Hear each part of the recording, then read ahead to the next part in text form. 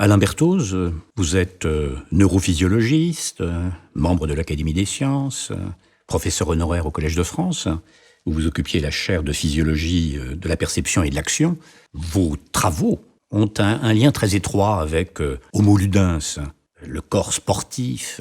Mais avant d'envisager vos travaux, on aimerait savoir quels sont vos rapports personnels au sport, à l'activité physique d'une manière générale. Oui, j'ai pratiqué, comme tout le monde, un très grand nombre de sports. Le ski, la natation, la montagne surtout, même le hockey sur glace. Et donc, j'ai toujours eu un très grand plaisir du sport, pas seulement comme façon de mettre en jeu le corps, mais aussi à cause de ce que ça apporte au cerveau. Et aussi, surtout, les relations sociales, c'est-à-dire le sentiment d'être dans une communauté. Et plus particulièrement, puisque j'en ai fait pendant de nombreuses années, la montagne.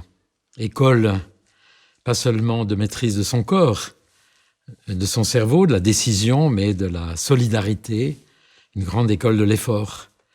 Donc mes rapports avec le sport sont un peu dans cet ordre d'idées, c'est-à-dire une grande école de la vie et de la relation avec autrui et des rapports avec le monde, en général. Parce que très souvent, dans la formation française, l'éducation scolaire, universitaire, l'intellectuel délaisse un peu les activités sportives. Vous êtes un exemple tout de même de cette activité conjointe. Vous savez, on dit souvent que les jeunes les plus brillants sont parfois aussi d'excellents sportifs. Donc, je crois que cette idée que les intellectuels ne s'intéressent pas beaucoup au sport est une idée qui correspond aussi à une image générale que nous avons dans la société française, une espèce de domination de la pensée rationnelle, théorique, comme étant la valeur majeure. Mais en réalité, quand on regarde bien ou quand on écoute bien les gens, même les plus productifs, les plus créatifs, on s'aperçoit qu'en fait, ils ont eu toujours avec le sport un rapport très intime, que parfois il n'est pas toujours de bon escient de mettre en avant, parce que ça ne fait pas bien. Mais en réalité, je crois que les deux sont très complémentaires. Vous avez une formation d'ingénieur. Comment l'ingénieur que vous étiez en est-il venu à s'intéresser à cet organe particulier qu'est le cerveau? C'est pas évident. Ah non, mais je voulais pas être ingénieur. Moi, je suis entré à l'école des mines de Nancy parce que j'étais pas capable d'entrer à l'école polytechnique ou à Normale. Et je suis allé voir Bertrand Schwartz le premier jour en lui disant que je voulais pas être ingénieur. Il m'a dit, mais faites ce que vous voulez. Il a d'ailleurs dit la même chose à Jean-Claude Trichet, avec un certain nombre de mes amis. Et j'ai fait la licence de psychologie à Nancy, en même temps que les mines, et je suis entré au CNRS pour faire de l'ergonomie, de la physiologie du travail, parce que j'avais le rêve d'améliorer la santé des travailleurs, comme quand j'avais 17 ans, où je suis parti en Afrique du Sud pour essayer de supprimer l'apartheid. Donc, non, je ne voulais pas être spécialement ingénieur. Ceci dit, de la formation d'ingénieur, j'ai retenu et j'ai un extraordinaire intérêt, respect aussi pour les technologies. Et je suis d'ailleurs très heureux d'avoir été élu récemment à l'Académie des technologies parce que ça permet aussi de me retrouver dans cette communauté. Et en France, de façon générale, la technologie n'est pas encore respectée, estimée autant qu'elle le pourrait. Donc au fond, j'ai toujours voulu m'intéresser à l'homme dans toutes ses dimensions. J'ai fait le bac philo en même temps que le bac maths par hasard. Donc voilà, c'est ce que je cherchais. Le fait que je suis finalement devenu un spécialiste de physiologie, finalement, c'est-à-dire du fonctionnement, pas seulement de neurosciences, mais de physiologie, c'était déjà dans mes désirs de jeune homme. Vous savez, en montagne, j'ai failli être glaciologue. J'ai travaillé avec l'équipe de Milcan, de Lorius autrefois. Mais finalement, j'avais envie de travailler dans un domaine où on s'intéresse à l'homme, à l'eau, aux autres. Voilà, C'était surtout ça l'explication. Notre entretien prend place dans une série, Homo ludens. Oui. Vous avez travaillé donc sur le cerveau comme simulateur d'action, Oui. simulation en interne. Quel lien y a-t-il de manière immédiate entre cette simulation de cet organe particulier qu'est le cerveau et le jeu? Puisqu'Homo ludens, c'est l'homme en tant qu'il joue. Le jeu. Alors, c'est un thème merveilleux. D'ailleurs, si j'avais été courageux, j'aurais pris ça comme sujet d'un de mes cours au Collège de France. Le jeu, c'est la première activité de l'enfant.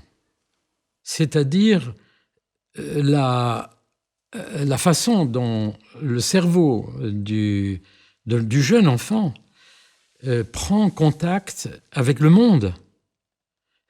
Nous savons maintenant que c'est aussi la façon dont son cerveau construit ce que nous appelons des modèles internes du monde, c'est-à-dire les lois qui régissent le monde, les rapports entre mon corps, ses propriétés mécaniques, le monde. Donc, pour l'enfant, le jeu n'est pas un jeu. Le jeu, c'est la façon fondamentale d'établir des relations avec le monde. Et, en même temps, aussi, comme je le mentionnais d'ailleurs il y a un instant, c'est la façon pour le jeune enfant d'établir les relations avec autrui. Alors, il le fait d'emblée, puisqu'au fond, nous sommes des créatures essentiellement intersubjectives. L'enfant a le contact avec la mère, donc nous n'existons pas sans autrui. Mais le jeu est une façon de comprendre, en particulier vers 3 ans, 4 ans, 5 ans, que les autres peuvent avoir une opinion différente de la nôtre, que les autres ont une histoire, que les autres se comportent différemment. Donc le jeu, c'est cette activité fondamentale. Et puis, évidemment, nous en faisons, grâce à notre cerveau et ses complexités, ses capacités d'imagination, nous en faisons quand on devient plus grand dans l'adolescence ou comme adulte, nous en faisons une activité qui devient une activité d'imagination, etc. Mais je pense que d'une certaine façon, le jeu même de l'adulte, quand on joue à Intrigue à Venise ou aux échecs, ou même à des jeux sociaux, aujourd'hui, les jeux vidéo, avec des créatures artificielles dont on parlera peut-être, les avatars, il s'agit toujours d'une certaine façon, non pas seulement de se distraire, mais d'aller avec le monde. Et le sport, finalement, s'intègre dans ce désir, finalement, que l'évolution nous a donné, puisque nous sommes les produits de l'évolution, d'aller interagir avec le monde, avec autrui. Voilà un petit peu ma réaction à chaud à votre question sur le jeu. Mais tout à l'heure, vous disiez que lorsque vous étiez jeune ingénieur, vous vouliez aller en Afrique du Sud pour combattre l'apartheid. La compréhension du fonctionnement du cerveau, dans toute sa complexité, dans les apprentissages, etc., ça ne suffit pas. C'est-à-dire que d'une certaine manière, les acquis des neurosciences ou de la neurophysiologie contribuent aussi au progrès des droits de l'homme, des droits de la femme, peut-être tout simplement du monde dans lequel nous vivons. Je pense aussi, par exemple, à vos travaux récents concernant les terroristes, par exemple. Par conséquent, on voit que le scientifique que vous êtes peut déborder la place étroite qui est celle du spécialiste pour contribuer aux citoyens. Voilà, vous voyez mon visage qui est devenu grave. Il est devenu grave parce que j'ai des raisons familiales et personnelles, d'une part, de m'intéresser à ce qui concerne les droits de l'homme. Et j'ai mené cette bataille depuis longtemps et pour longtemps. Et effectivement, la compréhension du cerveau a des enjeux majeurs, en particulier aujourd'hui, mais depuis toujours, dans les problèmes qui sont ceux de la paix, de la guerre et du comportement de l'homme. Et vous mentionnez le travail que nous venons de faire, effectivement, avec l'Institut d'études avancées de Paris. Nous venons de terminer un cycle de 3 ans pour étudier ce problème très particulier qui ne date pas d'aujourd'hui, qui est celui des hommes et malheureusement maintenant aussi des femmes qui sont capables de fusiller, d'égorger une cinquantaine de personnes et ensuite de rentrer à la maison d'être des bons pères de famille ou de bons voisins. Donc il y a des enjeux qui sont des enjeux majeurs depuis toujours dans l'histoire et qui font partie des responsabilités des neurosciences. D'ailleurs, aujourd'hui, les neurosciences modernes commencent à travailler sur des problèmes de morale. Et il y a des paradigmes qui sont traités en IRM, qui sont traités aussi en collaboration avec les psychiatres, sur ces problèmes des fonctionnements de notre cerveau moral, finalement. Donc l'acte, pas simplement l'acte sportif, etc., mais la moralité. Et les questions d'éthique, d'ailleurs, font partie, je suppose, aussi de la problématique du sport. C'est cette double fonction qui est importante et c'est intéressant de discuter du sport dans cette double fonction qu'il y a finalement, à la fois de promotion du corps, la performance, etc., et dans cette merveilleuse fonction aussi de symbole, de lien social et de signification éthique. Je crois qu'on peut en parler très librement. Bien sûr. Tout en restant un scientifique. Voilà.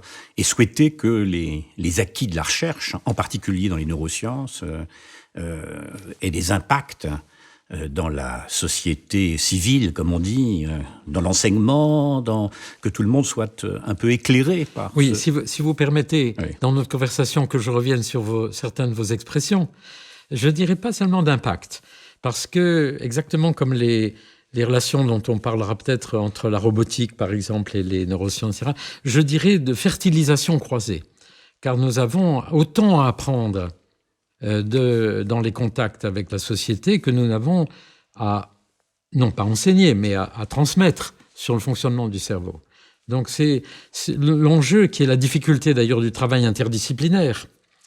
C'est justement cette fertilisation croisée. Et dans les rapports des neurosciences avec le sport, et dans les recherches qui sont menées par de grands établissements, comme par exemple l'INSEP, mais aussi dans toutes les universités, par les STAPS, etc., il y a cette chose extraordinairement intéressante qui est l'échange entre les approches sportives, je dirais, et les sciences. Vous voyez, donc pas seulement l'impact, mais cet échange de fertilisation qui est difficile à faire, parce que les langages ne sont pas forcément les mêmes.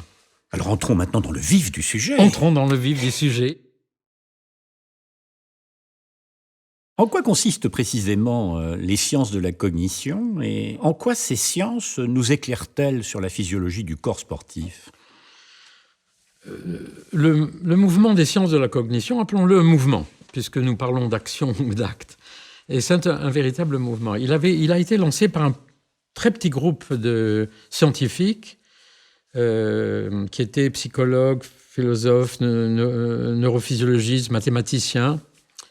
D'ailleurs, sous l'impact de Michel Imbert, avec la compréhension et l'aide de Jean-Pierre Changeux à l'époque, vous voyez, de gens très différents, de Petitot, des gens venus d'horizons très différents, dans l'idée d'essayer d'aborder le fonctionnement cérébral, non pas seulement par ses composantes, mais dans une perspective justement de fonctionnement global, intégrant les aspects aussi bien culturels que les aspects de micro-fonctionnement. Et ce groupe a, au fil des années, créé un certain nombre d'outils, des masters, des enseignements, qui ont donné aujourd'hui une génération, on peut le dire, avec une certaine, non pas arrogance ni satisfaction, mais une certaine fierté, et qui ont donné aujourd'hui une génération de chercheurs qui ne sont plus jeunes, qui sont en train de circuler aux frontières des disciplines et qui intègrent mathématiques, mécanique, physique, biologie, anthropologie, etc., pour essayer de comprendre le cerveau. Et les liens avec le sport sont nombreux. Un assez grand nombre de nos élèves, puisque nous sommes maintenant d'une génération qui parle de ses élèves, sont maintenant maîtres de conf, par exemple, dans les universités, dans les départements STAPS, et ont des liens très, très, très étroits avec le monde du sport. Le cerveau, puisque nous parlons de lui, n'est pas simplement une machine qui traite des informations sensibles. Dans le sens du mouvement, l'un de vos ouvrages, vous le décrivez comme un simulateur d'action. Oui, dans le sens du mouvement, je n'ai pas été le premier, mais j'ai passé ce message en essayant d'être clair. J'ai effectivement rappelé que le cerveau n'est pas une machine biologique, pardonnez l'expression machine, qui déplaît à certains. Une machine biologique qui ne se contente pas de prendre les informations du monde par les sens et de les traduire par des actions.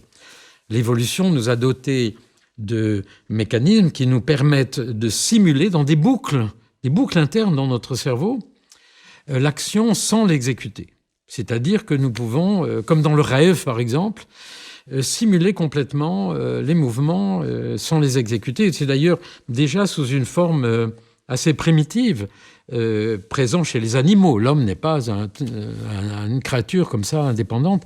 On trouve cette capacité de simuler l'action sans l'exécuter, qui est implémentée, le mot n'est pas très beau, mais il est très clair, dans des boucles, par exemple, qui relient des structures comme le thalamus, qui est l'entrée principale des informations dans le cerveau, les ganglions de la base, le cerveau. Il faut voir le cerveau comme fonctionnant comme ça, dans des boucles qui tournent en permanence.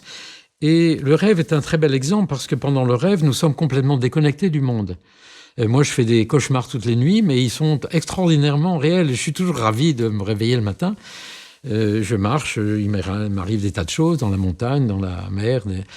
Autrement dit, nous pouvons complètement simuler le monde, et on pourra en reparler peut-être à propos du sport. C'est aussi ce qui nous permet d'anticiper, car ces mécanismes de simulation mentale permettent à notre cerveau d'anticiper le mouvement. Et vous savez que dans le domaine du sport, un certain nombre de méthodes sont employées pour jouer sur l'entraînement d'imagination. Bon, on en reparlera peut-être. Le cerveau est donc simulateur d'action, un simulateur d'action, oui. Vous venez de nous en parler, mais il est aussi un comparateur. Si on prend le skieur, par exemple, qui non seulement peut simuler l'action, d'ailleurs on le voit avant de descendre une piste, et en même temps, un comparateur, à chaque phase finalement de la descente, il y a aussi des adaptations, des prédictions et des adaptations aux situations. Non, c'est pire que ça.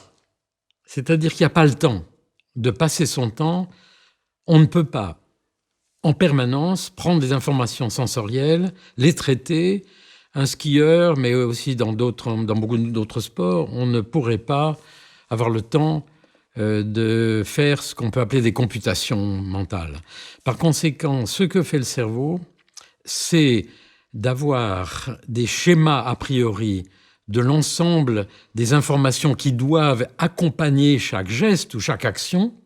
Et ce qu'il fait, c'est simplement vérifier, au fond, de temps en temps, si les configurations des informations sensorielles qui viennent par le mouvement correspondent à ce qui est anticipé. C'est-à-dire que c'est en cela que le cerveau est à la fois un comparateur et un anticipateur. Et d'ailleurs, c'est à ça que sert à la fois l'entraînement, et pour les skieurs, mais aussi pour d'autres disciplines. C'est vrai, je pense, pour les athlètes qui font la gymnastique, ou c'est vrai pour l'escalade. C'est sans doute à cela que sert l'entraînement mental. C'est à construire des schémas a priori de ce qui doit être rencontré par l'essence dans l'action de ces successions très rapides de mouvements, et ce qui a été prédit. Et c'est en cela qu'une partie du fonctionnement cérébral, dans des structures comme le cervelet ou d'autres structures, consiste essentiellement à comparer ce qui est prédit avec ce qui est effectué. C'est formidable. Quels sont les mécanismes en jeu qui président à la fois à l'imagination et à l'exécution du geste sportif ? L'imagination. Alors, parmi les grandes découvertes des neurosciences, je dirais des 10-15 dernières années, il y a le fait que presque les mêmes structures de notre cerveau sont activées lorsque nous imaginons un mouvement et lorsque nous faisons.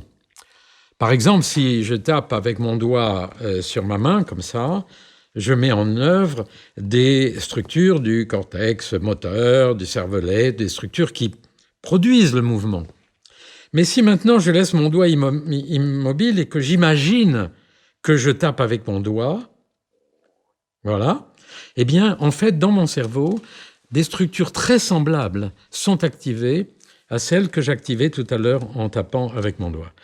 Ça fait partie de ces mécanismes et c'est tout à fait intéressant parce que cela explique aussi pourquoi on peut modifier, et c'est ça les découvertes récentes, on peut modifier l'anatomie même des structures cérébrales, non seulement par l'entraînement, mais aussi par l'imagination des mouvements, à condition évidemment qu'ils aient été appris. Et donc il y a là une interface extrêmement intéressante, à mon avis, entre la pratique, si vous voulez, de l'apprentissage des gestes sportifs, pas seulement d'ailleurs pour le sport de haut niveau, mais aussi dans sa fonction éducative, à l'école et chez les jeunes, ou même d'ailleurs l'utilisation du sport pour le handicap, pour la récupération fonctionnelle, par le fait qu'on a cet impact très fort, très profond finalement, à la fois du geste, mais aussi de l'imagination. C'est je crois, une des grandes avancées, parce que ça permet aussi, je dirais, de réconcilier l'image qu'on a du corps avec l'image que certains ont du cerveau, qui reste quand même pour beaucoup de monde quelque chose d'un peu mystérieux. C'est le corps-cerveau, le corps en acte, comme disait Merleau-Ponty. Et vous parlez à ce propos d'isochronie. Alors, l'isochronie, c'est une question très particulière. C'est une découverte qui a été faite il y a très longtemps par les psychologues, qui est le lien entre le temps qu'il faut pour faire un mouvement, attraper quelque chose, mais aussi marcher éventuellement dans une pièce ou effectuer un geste sportif, et le temps qu'il faut pour l'imaginer. Et déjà, les psychologues nous avaient dit il y a fort longtemps qu'il y avait une correspondance entre les deux avec des lois qui étaient identifiées. Et c'est d'ailleurs, je crois, Jean Dessetti, puis l'école de Marc Jeanneraud à Lyon, qui a retravaillé il y a déjà maintenant quelques années sur cette question, en montrant qu'il y a effectivement une correspondance temporelle entre l'exécution des gestes et l'imagination, chose qui est très connue, je pense, dans le monde du sport. Et si on se place du point de vue de l'évolution, cela représente des avantages adaptatifs, incontestables. Comment les envisager ? La simulation, tout ça. Tout cela. Oui. À la fois l'isochronie, l'imagination, l'exécution, qu'il faut penser en même temps. Pourquoi l'évolution nous a-t-elle dotés d'un cerveau ? Vous savez, il y a une très jolie image de mon collègue et ami Rodolfo Linas, un très grand biologiste américain. Il décrit cette plante qui est accrochée au rocher dans la mer et qui n'est pas une plante en fait, c'est un organisme, et qui tout d'un coup n'a plus rien à manger. Et cette plante développe un œil, un capteur vestibulaire et un muscle.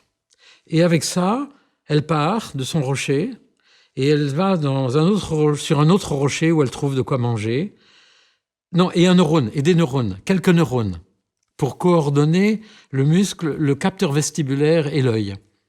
Et grâce à ce petit ensemble, elle se déplace, elle va sur un autre rocher. Quand elle a trouvé ça, elle détruit son cerveau. Le cerveau, il a été développé pour ça, pour finalement permettre de se déplacer dans le monde, de chercher, d'anticiper, de trouver. Et ce qui s'est produit, c'est peu à peu une élaboration de cette machine de plus en plus complexe, avec de plus en plus des capacités d'anticiper, d'imaginer justement, de prédire. Et Pendant longtemps, au cours de l'évolution, les organismes vivants et les cerveaux ont été d'une certaine façon limités dans leur relation avec le monde, dans les informations qu'ils donnaient. Et là, c'est la grande référence pour cela, c'est von Uexküll, qui a produit ce livre facile à lire d'ailleurs, sur la notion qu'il avait développée de Umwelt, c'est-à-dire le monde tel que nous le percevons. Alors, il avait l'exemple de la tique. La tique, cette malheureuse petite bête, elle est dans les arbres. La seule chose qu'elle connaît du monde, c'est l'acide butyrique et la chaleur. Et quand elle sent quelque chose qui est chaud et qui sent l'acide butyrique, pof, elle se laisse tomber sur notre bras, etc. Vous savez qu'aujourd'hui, il y a un gros problème, il y a la maladie de Lyme. Donc, elle se laisse tomber, elle suce le sang et elle meurt. Bon. C'est évidemment la tique, elle a un Umwelt qui n'est pas très grand. Elle ne connaît du monde. Alors nous sommes un peu mieux que la tique. Au fur et à mesure de l'évolution, les animaux ont développé comme ça une capacité d'aller chercher dans le monde des informations qui correspondent et qui correspondaient à leur capacité.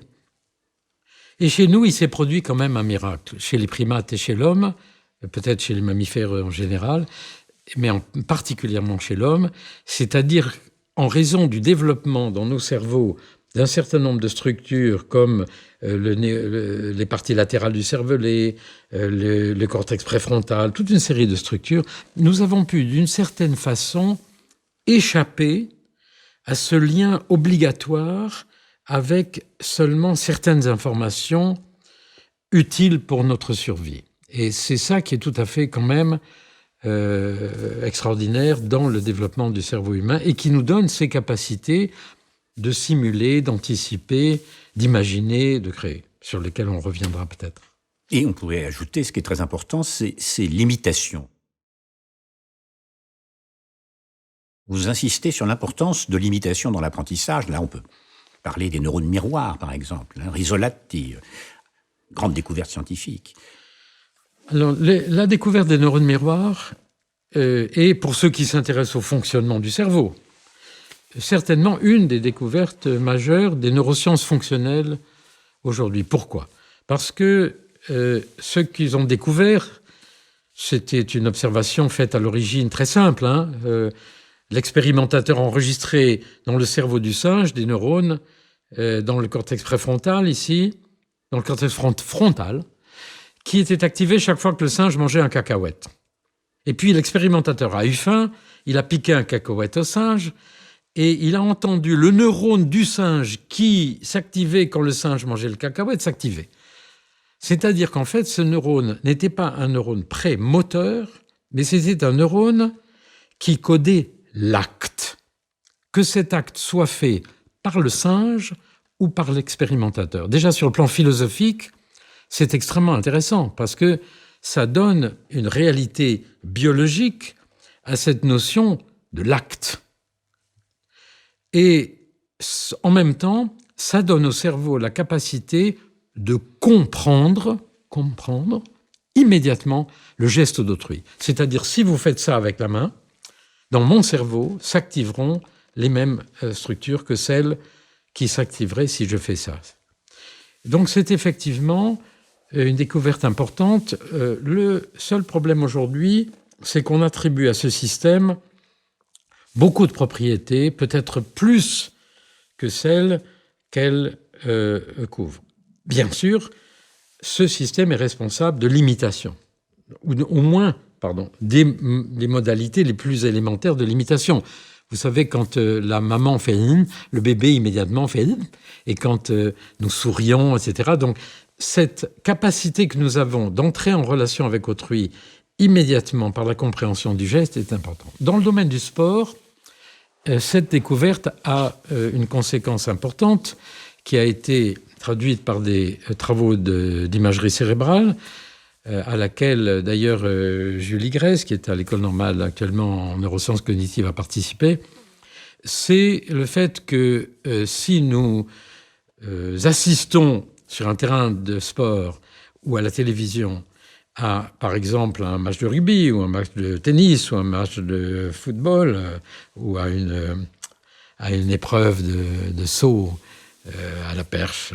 Si nous avons pratiqué ce sport, nous simulons dans notre cerveau mieux ce sport que si nous ne l'avons pas pratiqué. Alors l'expérience qui a été faite scientifique a consisté dans la machine, dans l'IRM, à montrer aux sujets soit des danseurs habitués à la danse de la capoeira, soit des danseurs classiques, à intervertir les sujets et à montrer que le système miroir était plus activé, parce que ce n'est pas un neurone, c'est un réseau dans le cerveau, était plus activé lorsque on était soi-même familier. C'est assez intéressant, parce que ça veut dire que lorsqu'on a pratiqué quelque chose, on peut le vivre finalement mieux que si on ne l'a pas pratiqué, d'où l'avantage de l'entraînement. Mais le sportif, dans les stades, dans un gymnase, il invente aussi de nouveaux gestes. Alors comment penser en même temps l'imitation et l'innovation ? Mais c'est tout le problème des bases fondamentales et neurales de la vicariance. C'est-à-dire le fait que notre cerveau peut faire la même chose avec des stratégies différentes. Nous aurons peut-être l'occasion d'en parler, mais il a aussi la capacité d'utiliser des circuits qui ne sont pas nécessairement impliqués dans un geste appris, automatique, même un geste dont nous a doté l'évolution par les gènes, si vous voulez, dans le répertoire des gestes que nous avons automatiques, qui sont là dès l'enfance. Donc notre cerveau a la capacité d'aller combiner des structures pour inventer une nouvelle façon de faire la même chose. Pas de la même façon, mais un petit peu différent. C'est aussi tous les problèmes des relations avec l'art. En ce sens, le sport est-il un art ? Par cette capacité à la fois d'imiter et d'innover. Vous savez, moi j'ai beaucoup de respect pour ce qu'on appelle les artisans. Parce que l'art, c'est un métier d'artisan. Picasso était un immense artisan. Beaucoup des artistes sont en fait des artisans dans le sens plein du mot. C'est-à-dire la création à partir du monde. Ça peut être avec de la pâte, de la peinture, ça peut être avec l'outil du crayon, ça peut être avec la céramique, ça peut être avec aujourd'hui le métal. Mais ce qui est extraordinaire dans l'art, c'est cette capacité d'utiliser les outils dont nous a doté l'évolution, à la fois notre corps, notre cerveau et le monde, pour agencer ce monde différemment. Et par conséquent, lui donner une valeur de symbole. Et moi, ce que je trouve extraordinaire dans l'art, et qui fait partie de ce dont vous voulez bien que nous parlions, l'imagination, la création, c'est la capacité qu'ont les artistes d'anticiper. Les artistes passent leur temps à anticiper l'avenir d'une certaine façon. On voit un tableau de Noldet, ou on voit un tableau comme le Cri, par exemple. Ce sont des expressions qui permettent aux artistes à la fois d'être des témoins et en même temps d'anticiper. Et je travaille beaucoup actuellement avec des artistes qui travaillent dans les mondes virtuels à cause de ça, parce que travailler avec les avatars dans les mondes virtuels, c'est une façon d'anticiper le futur. Parce que parler d'art, sans entrer dans le problème de la distinction de l'artisan et de l'artiste, qui est peut-être un faux débat, mais c'est insister aussi, à travers l'innovation, sur à la fois le nouveau, l'imprévisible, et puis il y a l'idée d'œuvre. Il n'y a pas d'art sans œuvre. Par conséquent, parler ou rapprocher le sportif, par exemple, de l'artiste, c'est peut-être dire davantage que cela. Oui. Mais si vous voulez, je voudrais revenir un tout petit peu sur votre question, le sport est-il un art? Et là, nous échangeons. Vous m'obligez, dans tous les sens du mot, obligation et la courtoisie, vous m'obligez à sortir un peu de la rigueur scientifique, mais à vous dire des choses que je pense. Oui, je pense que le sport est un art dans la mesure où, par exemple, on le voit pour les épreuves olympiques, mais on le voit aussi dans ce qui se passe à l'école, il y a sans arrêt des sports nouveaux qu'on intègre. Et ces sports nouveaux sont des expressions très différentes, qui d'ailleurs sont toutes des gestes extraordinaires. Quand on voit l'évolution des sports Enfin, moi, je suis un amateur en plus, je fais très peu de sport, donc je parle avec beaucoup de modestie de tout ça. Hein. Je crois qu'on l'aura compris. Mais quand je vois l'évolution en ski des épreuves, et quand je vois aujourd'hui les figures, d'ailleurs on parle de figures sportives qui sont faites avec le ski, mais aussi avec... On assiste vraiment à des dessins dans l'espace. Donc, oui, le sport, dans son expression, est l'art, et c'est, je pense, pour les jeunes, une très belle école de l'esthétique, des rapports du corps vivant, du corps, du cerveau et du monde. Oui, oui. Enfin, on aimerait le voir comme ça. Même si ce n'est pas toujours le cas. Même si ça n'est pas toujours le cas. Nous avons des sens. Traditionnellement, on parlait de 5 sens. Vous contestez qu'il y ait 5 sens. On peut ajouter le sens du mouvement, etc. Mais à la limite même, vous contestez que nous ayons à compter les sens, en insistant sur le phénomène multisensoriel qui est à l'œuvre dans nos diverses activités. Alors, donc, question en 2 parties. Non, je ne conteste pas qu'il y ait 5 sens. Nous avons 5 sens. Mais ce que je dis, c'est pas moi qui le dis, c'est l'évolution et ce que nous sommes. C'est qu'en plus des 5 sens traditionnels, nous avons dans le corps des capteurs, dans nos muscles, dans nos tendons, qui s'appellent la proprioception musculaire et articulaire, qui sont des capteurs qui mesurent les déplacements, les positions de nos membres, de nos muscles, les forces, etc. Donc, nous avons un ensemble de capteurs sensoriels qui sont, au fond, les capteurs aussi fondamentaux, d'ailleurs, pour l'exercice du sport. Et nous avons en plus une série de capteurs dont personne ne veut vraiment entendre parler. Je suis très surpris, parce que c'est Flourens qui les a découverts en 1842. Dans l'oreille interne, nous avons 3 récepteurs qui s'appellent les canaux semi-circulaires, qui mesurent les rotations de notre tête dans 3 plans, référentiel fondamental euclidien. Et nous avons 2 capteurs, les otolithes, l'utricule et le sacule, qui mesurent les translations de notre tête. Et ces capteurs fonctionnent ensemble. Donc, et nous avons en plus, dit-on, des capteurs magnétiques, qui sont le reste de ce qu'avaient les oiseaux. Et ça, on en connaît encore assez mal la localisation. Donc, nous avons plus que 5 sens. Et il se trouve que l'ensemble formé par les capteurs vestibulaires plus les capteurs sensoriels, ce sont les capteurs et les sens fondamentaux pour nous donner la conscience de notre corps.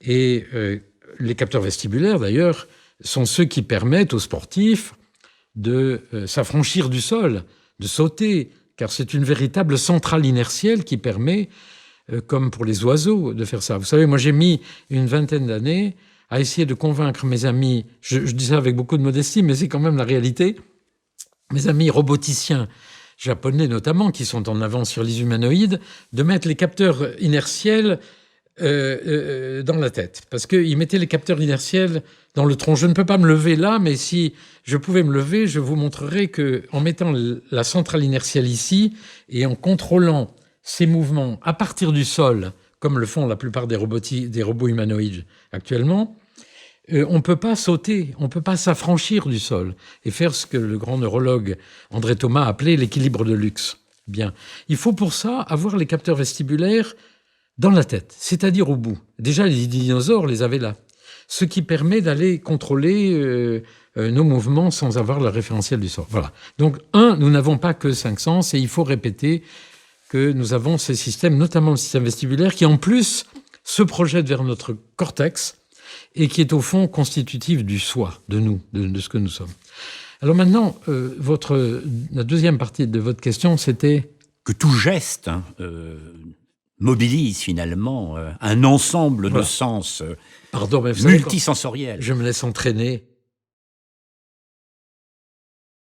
Ce qui est intéressant, c'est que le cerveau, en particulier dès le cortex pariétal ici, mais bien avant même, fait la fusion de ces informations. C'est-à-dire, on trouve qu'en réalité, dans les premiers relais de chacun des capteurs sensoriels, il y a des informations qui viennent des autres sens. Il n'y a pas des voies séparées des sens, il y a une interaction multisensorielle permanente. Et il y a une reconstruction, notamment, nous le savons depuis assez peu de temps, de façon physiologique, mais c'était déjà dit par de grands neurologues il y a longtemps. Nous avons ici, dans le lobe pariéto-temporal, ici, une aire, la jonction temporo-tempe pariétale. Nous avons une aire particulière où est constitué un schéma corporel, un deuxième nous-mêmes, un schéma de l'ensemble du corps avec les informations sensorielles. Et cette découverte qui avait déjà été faite par les neurologues il y a fort longtemps, ils appelaient ça le schéma corporel, c'était pas l'image du corps, mais le schéma corporel, elle est fondamentale parce que c'est ce deuxième nous-mêmes, ce schéma corporel que nous devons entraîner et auquel nous devons apprendre les gestes. C'est-à-dire que l'ensemble des mouvements que nous faisons ne doit pas être simplement appris par la coordination des muscles, etc., mais aussi dans ce schéma que nous avons, et ceci d'autant plus qu'il est responsable aussi de nos relations avec l'espace. Et donc, le message, c'est effectivement, on ne peut plus parler simplement d'interaction multisensorielle, mais il faut aussi parler de ce deuxième nous-mêmes, le schéma corporel, qui est important et qui, chez les patients, et souvent, fonctionne pas très bien.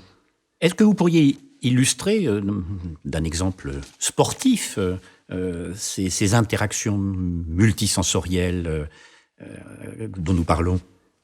Oui, par exemple, la capacité pour les membres de l'équipe de France de football aveugles, en partie de naissance, de jouer au foot. Moi, j'ai eu la chance d'être invité lors d'une émission de télévision à assister à un match de foot de l'équipe de France aveugle, et c'est très impressionnant parce que n'ayant pas la vision, ils arrivent à jouer au foot avec une rapidité, une précision extraordinaire. Alors évidemment, ils sont aidés par l'audition, puisque le ballon contient de la grenaille, puisque au moment où ils vont taper au but, quelqu'un tape sur les bords du but pour leur donner un indice acoustique. Mais en réalité, ce qu'ils font, c'est qu'ils utilisent justement, vraisemblablement, de façon tout à fait performante, des informations de leur corps et les informations vestibulaires, je pense, pour s'orienter dans l'espace et mettre en relation, peut-être plus que nous le faisons habituellement, les informations acoustiques, notamment la qualité spatiale des informations acoustiques. Où est le ballon? Où sont les autres? Puisqu'en plus, les autres parlent. Enfin, ils parlent, ils émettent des sons. Et le système vestibulaire, qui est ce système responsable de notre orientation dans l'espace. Donc voilà un exemple, à mon avis, un très bel exemple auquel j'ai eu la chance d'assister, de cette capacité qu'a notre cerveau d'aller finalement, non pas seulement remplacer, mais d'aller réorganiser dans une perspective globale les choses. Et puis, nous avons parlé tout à l'heure des entraînements sportifs, où là, vraiment, pendant l'imagination, c'est bien notre double, c'est bien notre corps imaginé qui va franchir les poteaux, etc. Donc, c'est pas l'essence. Déjà, tout ça est intégré, et est intégré non pas seulement comme nous le faisions il y a peut-être 30 ans ou 40 ans en physiologie, en essayant de comprendre ce que les roboticiens appellent la fusion de capteurs, mais c'est intégré dans un véritable corps agissant. Mais est-ce qu'on peut aller jusqu'à dire qu'on aurait plusieurs systèmes visuels, ou est-ce que c'est un peu abusif? Non, nous avons plusieurs systèmes visuels sur le plan de la physiologie, puisque à partir des informations de la rétine, l'information rétinienne est envoyée dans au moins 5 voies. D'abord, elle est envoyée très vite vers une structure qui s'appelle l'amygdale. Ce n'est pas les amygdales, c'est l'amygdale qui attribue de la valeur. C'est-à-dire quand les gens qui regardent ce film ont vu mon visage, ils ont tout de suite dit « Berthoz, il a l'air sympa, pas sympa ». Ça, c'est 100 millisecondes. C'est l'amygdale, elle attribue de la valeur. C'est envoyé aussi à une structure sous-corticale qui s'appelle le colliculus supérieur, qui, en même temps, mesure le mouvement. Et c'est ce qui permet, par exemple, à Roland-Garros, à Nadal d'attraper un service. Parce que le service arrivant à 150 à l'heure, l'information visuelle n'a pas le temps d'aller par le cortex. C'est trop long. C'est cette structure qui permet au lézard d'attraper une mouche, qui nous permet d'attraper la balle, qui permettait au gardien de but célèbre de l'équipe de France de football, Barthez, d'attraper les pénaltys. Et puis, il y a une autre voie qui est celle souvent dont on parle, mais qui n'est pas la seule, qui va vers le cortex visuel. Le cortex, ici. Et là, c'est pareil, ça se divise en plusieurs voies. Donc, nous avons plusieurs systèmes visuels. C'est le principe que j'ai appelé simplex de modularité. C'est un peu curieux de diviser l'information dans tous ces canaux différents. L'avantage, c'est que ça permet de spécialiser et ensuite d'attribuer des choses. Ça, c'est une chose. Nous avons donc... mais votre question est plus profonde que celle-là, si je la comprends bien. C'est est-ce que nous avons, au fond, plusieurs visions de nous-mêmes? Oui, mais peut-être qu'on pourra en reparler à propos de la navigation, à propos, etc. Oui, le cerveau, à partir de ces différentes façons d'analyser le monde visuel, va ensuite construire, et c'est ça qui est extraordinaire, dans différentes structures, que ce soit l'hippocampe, le cortex visuel, le cortex cérébral, va construire des représentations, j'aime pas trop le mot représentation, mais va construire appelons-le des représentations du monde, et qui seront des représentations, pas des visions, justement, parce que ça va intégrer aussi le mouvement, etc. Des points de vue sur le monde, ou des façons de simuler le monde un peu différentes. Peut-on dire que l'évolution nous a dotés d'un répertoire de mouvements? Oui, alors ça, c'est encore un autre registre. Oui, l'évolution nous a dotés d'un répertoire de mouvements, c'est-à-dire dans nos gènes, comme on le voit chez le bébé, déjà chez l'embryon, dans nos gènes, nous avons un répertoire extrêmement précis de mouvements qui spécifie d'ailleurs, et c'est associé à la morphogénétique, étudiée par exemple dans ses bases moléculaires par Alain Prochian au collège actuellement, c'est-à-dire l'évolution programme, on peut le dire, l'organisation de nos os, de notre squelette, donc aussi de nos gestes qui sont contraints par le squelette, et de l'ensemble de la coordination des muscles. Donc oui, nous avons un répertoire de mouvements. Il n'y a qu'à regarder les danseurs, par exemple, ou même les sportifs, pour voir qu'il y a une contrainte sur ces mouvements. Mais en même temps, comme nous l'avons évoqué tout à l'heure, l'évolution nous a doté de la capacité d'aller prendre ce répertoire et d'aller en combiner les éléments avec des combinaisons nouvelles. Voilà. Donc c'est ça tout. C'est à ça que sert le jeu de l'enfant. C'est-à-dire ça lui permet, et de l'adulte, et c'est à ça C'est à cela qu'excellent, à mon avis, les sportifs, mais c'est aussi à cela, permettez-moi d'y revenir, qu'excelle l'artisan. Parce que moi, je suis toujours fasciné dans les musées de voir l'ensemble des outils qui n'existent plus aujourd'hui, mais qui étaient utilisés par les artisans pour créer toutes ces formes extraordinaires. Et donc, l'homme a réussi, justement, en ayant besoin de créer un répertoire plus compliqué ou plus nouveau de mouvements, il a eu besoin de l'aide de l'outil. Voilà. Alors, pendant des siècles, l'outil, c'était un outil. Et aujourd'hui, il y a cette chose tout à fait étonnante que nous allons créer les mondes numériques qui, d'une certaine façon, sont une façon d'aller créer des outils et on crée ces avatars qui nous permettent d'aller faire des gestes que nous ne pourrions pas faire. Continuons notre réflexion. Il y a votre cogito, je pense, donc j'inhibe. On pourrait dire aussi j'agis, donc j'inhibe. Comment penser cette inhibition? Est-ce à dire, par exemple, que des mouvements peuvent être contradictoires? C'est-à-dire que si l'un est exécuté, un autre ne l'est pas? Non, c'est plus profond que ça. C'est-à-dire que la plus grande découverte, à mon avis, une des plus grandes découvertes de l'évolution, c'est l'inhibition. Pratiquement toutes les structures du cerveau qui produisent une excitation, un geste, un mouvement, une pensée, toutes ces structures sont doublées par un mécanisme synaptique, c'est-à-dire d'action sur les neurones, et qui inhibe. Inhiber, c'est pas seulement bloquer, c'est moduler. C'est faire que c'est plus grand, plus petit, c'est sélectionner. Pratiquement pour le mouvement des yeux, par exemple, si je vous regarde et que je fais un petit mouvement de l'œil vers la droite, hop, vers la gauche, par exemple, non, ne déduisez pas du fait que je vais vers la gauche quoi que ce soit sur mon cerveau cognitif. Je garderai bien. Vous en garderiez bien, voilà.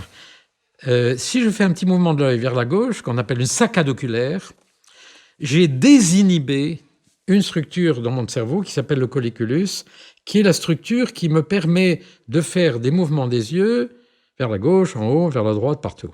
C'est-à-dire que j'ai dans mon cerveau cette rétine intérieure qui s'appelle le colliculus supérieur, qui contient des neurones qui ne demandent qu'à me faire des mouvements des yeux dans tous les sens. Et cette structure est inhibée en permanence par une autre structure qui s'appelle la substance noire, qui empêche mes yeux d'aller partir partout. Et par conséquent, faire un seul geste de l'œil, ou un seul geste du doigt, ou un seul geste de la jambe, c'est supprimer une inhibition. Agir, c'est toujours désinhiber. Par conséquent, et c'est une grande invention, pourquoi? Parce que pour désinhiber ces neurones qui me permettent de faire un mouvement de l'œil, il faut inhiber le neurone qui inhibe. Et donc, au-dessus de ce neurone inhibiteur, il y en a un autre qui inhibe. Et donc, mon cortex va exciter un neurone inhibiteur qui va inhiber et qui va désinhiber. Et chaque fois que que l'évolution a mis un neurone inhibiteur quelque part, il a permis l'apprentissage, il a permis la sélection, il a permis le choix, il a permis la décision. Autrement dit, l'inhibition, c'est pas simplement ne pas faire. Quand on dit agir, c'est ne pas faire, et c'est ce qu'apprennent aussi, bien sûr, les sportifs sélectionnés. Ça ne veut pas dire simplement bloquer. Ça veut dire introduire tous ces mécanismes dans notre cerveau qui permettent, d'apprendre, et qui sont tous plastiques. Plastiques, pas au sens des plastiques, mais qui sont tous des systèmes neuromodulateurs, d'ailleurs sous l'influence de systèmes chimiques, et qui permettent justement d'apprendre. Voilà. Donc, et toutes les grandes structures du cerveau qui sont importantes dans l'apprentissage, dans la décision, le cervelet, avec ses magnifiques neurones, les cellules de Purkinje qui sont inhibitrices, les ganglions de la base sont les structures impliquées dans l'action, c'est celles qui sont handicapées dans le Parkinson, par exemple. Le cortex préfrontal, ici, toutes ces grandes structures fonctionnent par des mécanismes excitation-inhibition. C'est une très grande invention qui nous permet justement d'aller innover, d'aller apprendre, d'aller surprendre, comme le fait l'escrimeur, la botte de Nevers. Lagardère. Lagardère, oui. C'est surprendre, c'est ne pas faire ce que l'autre attend que vous fassiez. Voilà. Et bien ça, en partie, le secret, c'est les cascades de mécanismes inhibiteurs. Donc après ce cogito assez peu cartésien, je pense donc j'inhibe, on peut envisager maintenant votre moment presque goéthéen. Au commencement ou au début est l'acte, ou est l'action. Pas le verbe, mais l'action. Oui, vous revenez à une phrase que j'ai mis en exergue à mon premier bouquin, Le sens du mouvement. Oui, nous vivons, en particulier en France, mais en Occident en général, dans une culture magnifique du verbe, du langage, de la pensée rationnelle que nous avons appris des Grecs. Du logos. Oui, du logos. Que nous avons appris non seulement des Grecs, mais aussi des grands philosophes allemands et des grands philosophes français aussi, bien sûr. Et nous vivons donc dans une culture qui met en exergue la pensée rationnelle. Donc, pas seulement le verbe.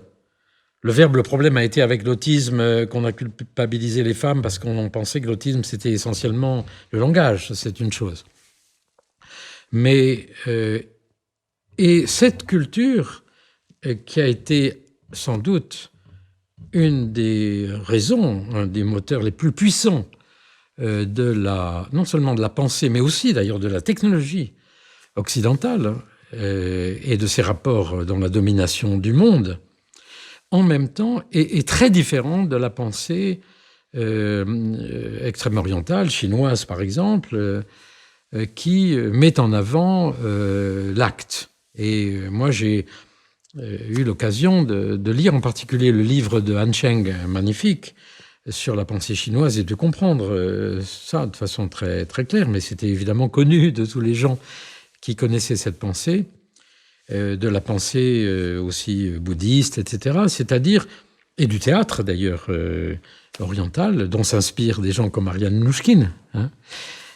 C'est l'idée qu'au début est l'acte. Et moi, je dois beaucoup à la lecture que j'ai faite il y a longtemps, quand j'étais jeune ingénieur à l'école des mines, de Merleau-Ponty, puisqu'à l'époque, je suivais des cours de philo, d'ailleurs d'un philosophe qui n'était pas un phénoménologue, c'était Raymond Ruyère, qui est un finaliste. Et épistémologue aussi. Épistémologue, mais qui s'intéressait beaucoup à la biologie.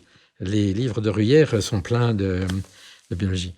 Et j'ai été très inspiré par la pensée des philosophes phénoménologues, parce que des gens comme Merleau-Ponty remettaient au début le corps en acte, la notion d'acte, et non pas la notion d'action. Et je vais vous faire... je vais raconter une anecdote. C'est quand je suis entré au Collège de France, le grand grammairien Zemb, qui était là, m'a pris un peu sous son aile parce qu'il est venu me voir en ayant lu ce livre. Il m'a félicité, il m'a donné une bonne note. Il m'a dit « Berthoz, c'est bien parce que vous avez traduit Faust. Au début était le verbe et puis il se reprend, au début était la force et puis enfin il dit non, au début était l'acte. Vous l'avez traduit par était l'acte et pas l'action. » Et tout à l'heure, nous avons parlé des neurones miroirs. Les neurones miroirs ne codent pas l'action. Ils ne codent pas l'action du geste. Ils codent l'acte. Et Rizzolatti et son école a découvert que c'est, non pas ces neurones, mais ce système, parce que c'est plusieurs aires, hein, c'est un réseau. Ce réseau est capable aussi de reconnaître l'intention de l'acte. C'est l'intention d'agir. Par exemple, l'intention de prendre une...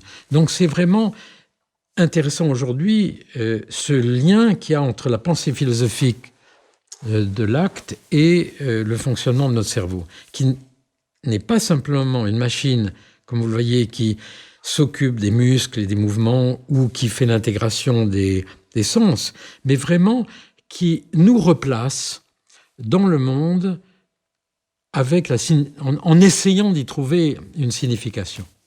L'acte qui ne se réduit pas à la motricité. Exactement. Merci de cette formulation tellement synthétique.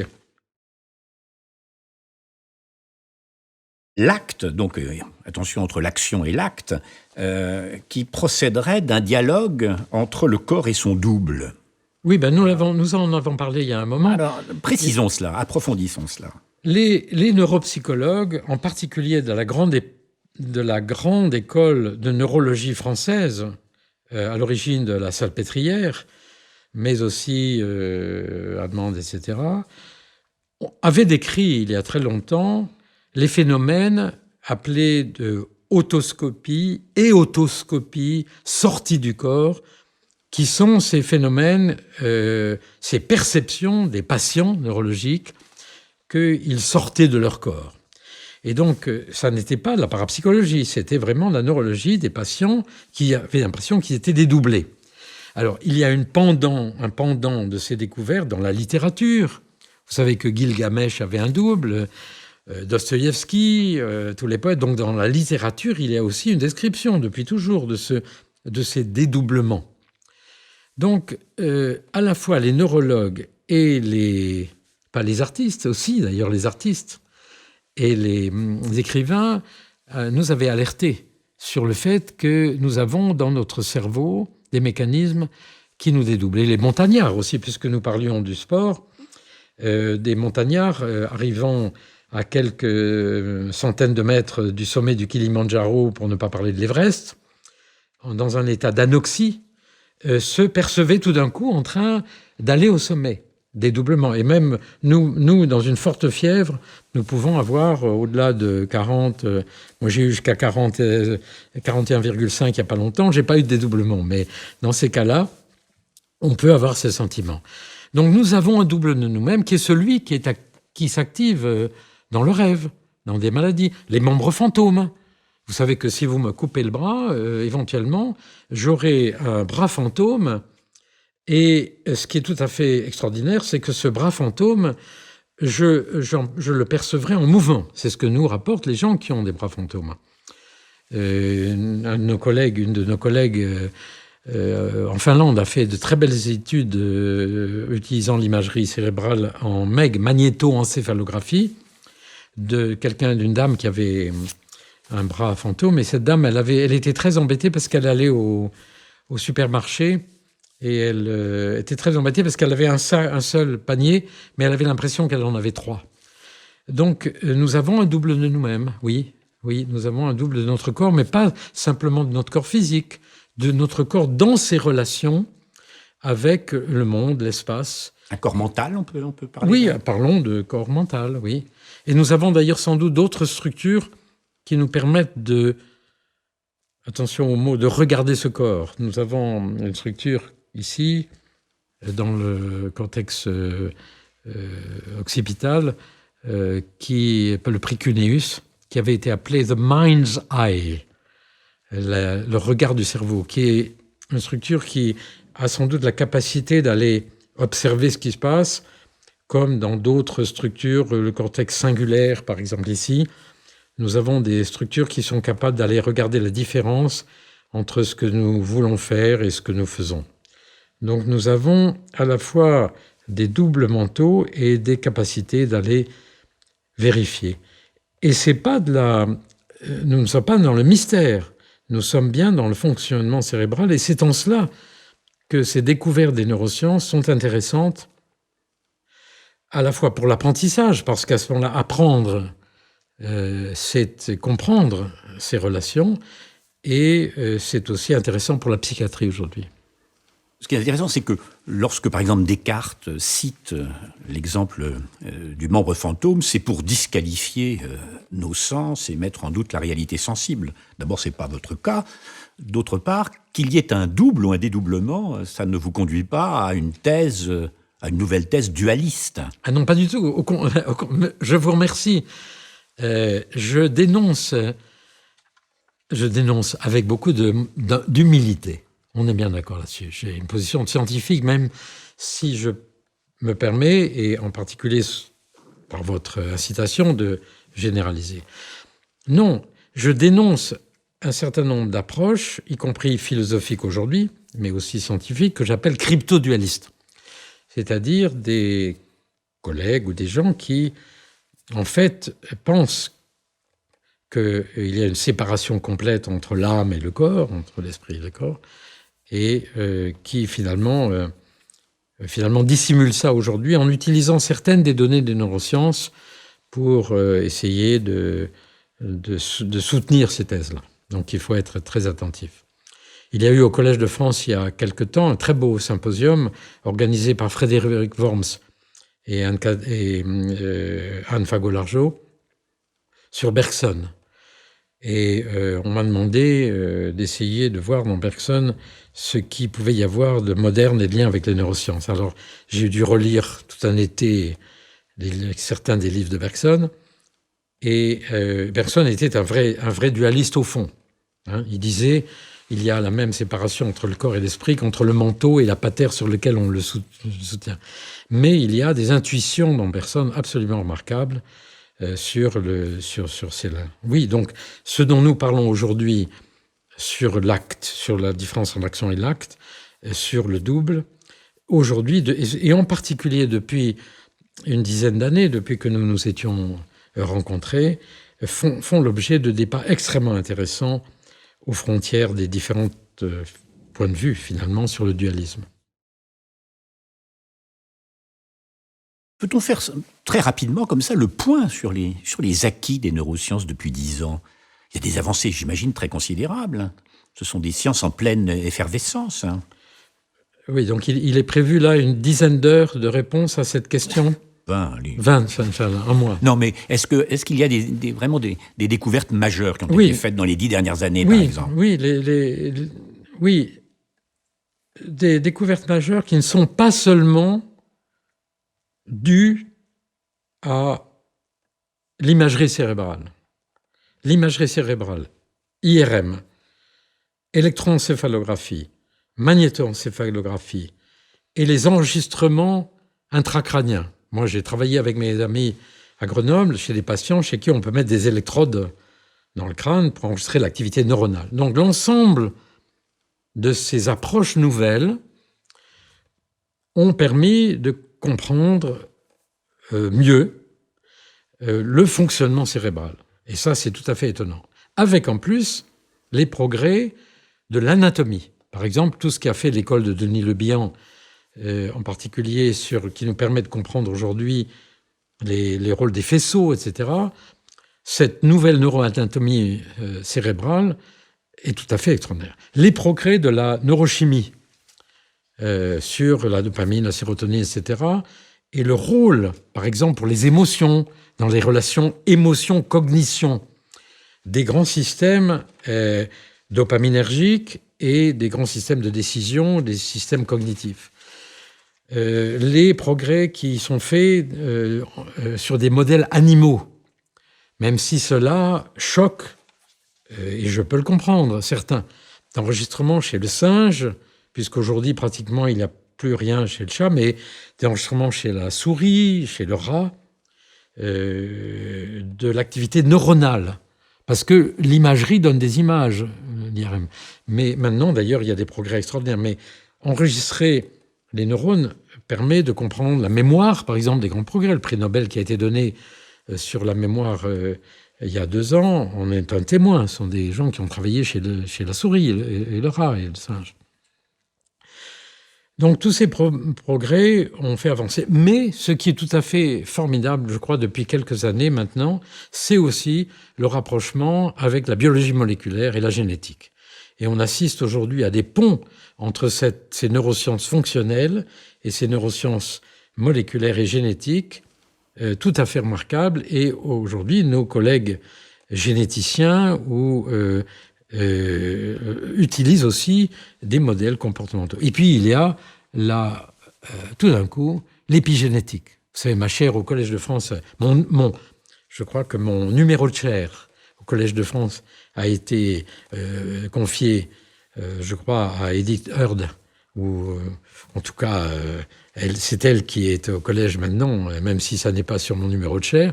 Et je suis très heureux qu'au collège actuellement, tout l'aspect fonctionnel soit pris en charge par Stan de Haan et tout l'aspect de l'épigénétique, parce que là, ça va être formidable comme pont entre les aspects fonctionnels, l'effet de l'environnement, l'effet de l'apprentissage précoce sur l'expression des gènes et les gènes. Ce qui conduit à remettre en cause l'opposition nature-culture, par exemple. Par exemple. C'est-à-dire qu'on a vraiment actuellement un foisonnement extraordinaire et qui pourrait intéresser le monde du sport, en particulier sur tous les problèmes, non seulement de la performance de haut niveau, parce que c'est extrêmement intéressant, sur les différences individuelles, mais qui sont d'origine génétique, mais au sens large, mais aussi le rôle du sport dans l'éducation, dans la formation du cerveau du jeune enfant. Extraordinairement intéressant. On peut maintenant avancer dans notre réflexion et envisager la question de la décision. Vous avez travaillé sur cette notion, sur ce phénomène, ce mécanisme. Vous dites par exemple, je ne fuis pas parce que j'ai peur parce que je fuis. On retrouve là presque une intuition de Spinoza. Lorsque Spinoza dénonçait l'illusion du libre arbitre, il disait que d'une certaine façon, très souvent, le corps anticipait la conscience que nous avons de l'action ou de l'intention. Merci, je suis très heureux d'être interviewé par un philosophe. Parlons un peu de philo. L'idée que l'émotion est une réaction est une idée qui a dominé un certain nombre d'écoles, y compris de neurosciences et de physiologie. Et l'émotion est importante dans le monde du sport, hein, le mental, l'émotion, etc. Et je pense qu'il y a... Enfin, de ma part, je trouve qu'il y a trop peu de travaux communs entre le monde du sport et sur ces questions d'émotion, bien qu'il y en ait maintenant dans les STAPS. Mais a dominé cette notion, que l'émotion, c'est une réaction. Or, il y avait de grands précurseurs, comme William James, qui avait déjà dit ça, que je ne fuis pas parce que j'ai peur, mais j'ai peur parce que je fuis. C'est-à-dire que c'était mon corps ému qui produisait une réaction de fuite dans mon cerveau, ça passe toujours par le cerveau, et qui ensuite induisait le sentiment de la peur. C'est William James, qui lui-même l'avait peut-être pris à des antécédents. Et d'ailleurs, il y a aussi une très grande influence des philosophes anglais aujourd'hui dans le domaine, y compris Locke, etc. Et puis, il se trouve qu'il y a un chercheur qui s'appelle Antonio Damasio.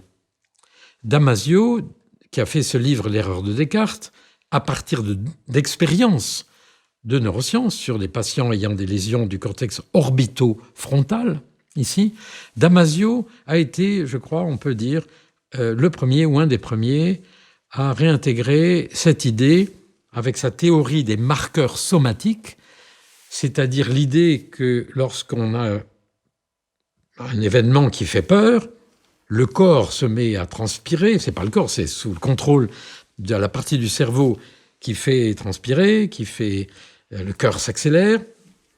Et il a dit, ce sentiment végétatif du corps ému va influencer l'analyse que fait le cerveau cognitif. Ici, dans le cortex frontal, il va y avoir une rencontre de ce que dit le corps ému à travers le cerveau des émotions amygdale. Ça va aboutir au cortex orbitofrontal, ici. Et là, il va y avoir une rencontre entre l'analyse cognitive du monde et ce qu'éprouve le corps ému. Le marqueur, un marquage somatique. C'est lui qui, en fait, a réintégré dans l'analyse des émotions aujourd'hui ce rôle fondamental dans la prise de décision de l'émotion telle qu'elle est. Vous savez, les juges disent, ou les patrons disent, moi je prends des décisions avec ce qu'ils appellent en anglais gut feeling.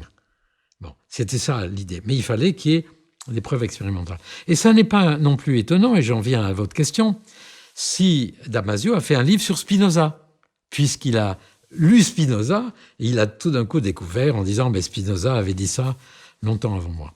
Et aujourd'hui, effectivement, la pensée de Spinoza, y compris dans son aspect irrévérencieux, disons, employant le mot vis-à-vis de la religion et de l'existence de Dieu, etc., est actuellement beaucoup cité. Donc, il y a maintenant effectivement une rencontre extrêmement intéressante entre des données concrètes de neurosciences sur ces sujets et des traditions philosophiques avec un débat interdisciplinaire. Et aujourd'hui, c'est ça qui est intéressant. Et c'est ça qui, pour les jeunes, et même dans la pratique, je dirais, puisque le sport est une pratique, puisque nous sommes là autour de l'homo ludens, et aussi dans un lieu consacré au sport, c'est aussi là que des débats intéressants ont lieu. Notre volonté d'agir est-elle libre? Est-ce que ça a un sens pour le neurophysiologiste que vous êtes? Non seulement ça a un sens, mais ça a un sens dans la mesure où c'est une question qui n'est pas résolue. C'est une question qui, comme toutes les grandes questions, a probablement plusieurs réponses. Et on en vient à ce livre de Pétrarque avec des questions qui étaient posées aux élites romaines et dont les réponses étaient talmudiques. C'est-à-dire que cette question est extraordinairement intéressante. Elle est intéressante parce que je pense qu'elle a de nombreuses réponses. Et c'est ça la tolérance. C'est ça la capacité dont nous a doté l'évolution. Alors là, vous voyez, je sors du cas scientifique, mais vous m'y obligez. C'est-à-dire que c'est parce que nous devons donner à cette question des réponses multiples que nous sommes des hommes et des femmes. C'est-à-dire nous avons la capacité de lui attribuer le sens que nous souhaitons. Alors, ceci étant dit, elle s'est par exemple posée très récemment dans ce travail que vous avez bien voulu évoquer tout à l'heure, que nous venons de faire sur ces hommes, ces femmes maintenant, malheureusement, et ces enfants maintenant, puisque je m'intéresse énormément aux enfants de la guerre et aux enfants qu'on prend à l'adolescence et qui ont fait tuer de façon répétitive des gens. Cette question de free will, nous l'avons posée à propos justement de ces gens qui ne sont pas des criminels, puisqu'ils sont encadrés dans des normes sociales, etc. Est-ce que finalement, au moment de tirer sur la gâchette, ils le font avec un esprit libre? C'est une question sur laquelle il faut être très modeste, parce que interviennent des contraintes, des normes sociales, des croyances imposées, interviennent des aspects personnels, peuvent intervenir des formes variées de pathologie, de psychopathologie, mais ces gens ne sont pas c'est pas des serial killers. Interviennent des notions de jeu, de risque, de pouvoir, etc. Donc, je ne vais pas vous répondre, mais je vais dire que c'est une question fondamentale pour les neurosciences aujourd'hui, aux frontières avec les domaines. Bien. Alors, se demander si le demi de mêlée qui prend la balle de la mêlée et qui doit décider à qui il va passer le ballon, le fait avec un free will, c'est une bonne question.